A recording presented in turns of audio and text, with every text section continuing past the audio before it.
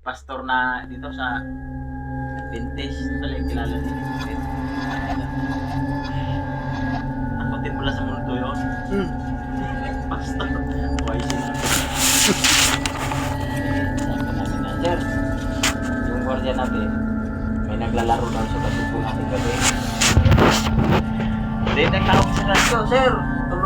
Back up, sir, back up. Abay, may naglalaro ng basketball dito. Walang ilaw yung gymnasium.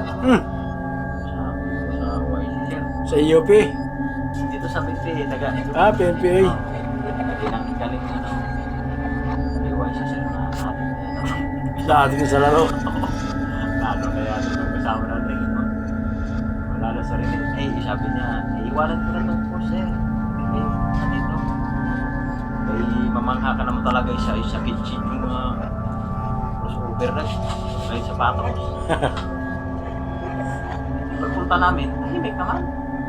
Pare. Hindi kaya, ano ba na? Kumata. Punta kami, 5. Patrol, pati patrol.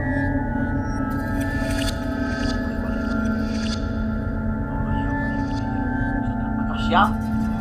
Mayroong nahulog sa akasya. Flashlight na namin.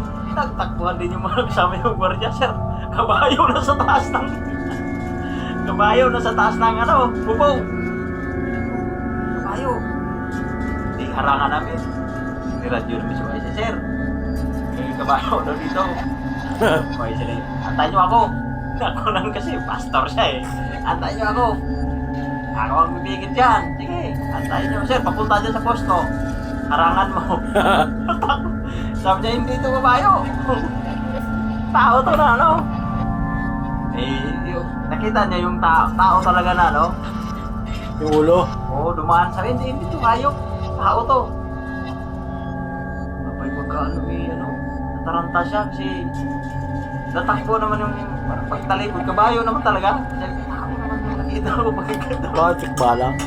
Sabi ko, talagang mayroon talagang ibang hindi ka nais pa rin dito sa mundo talaga. Sa PNPA. Oo. Nahulog yung sa kasya. Oo. Tikman lang. Baka ito natapos lang ang manigarilyo, no? Sabi ko, ako ang cute eh. Slide ako, sabi ng isang kasama ko, sir, may kabayo sa taas. Ay ko, lumulukot ang mga taon yan. Tinatakot pa ako eh. Dati na akong takot. Hindi ko nakita. Kasi talaga sila tatakbuhan. Kaya, matatakot ako. Wala mo kung nakita doon. Isa naman ang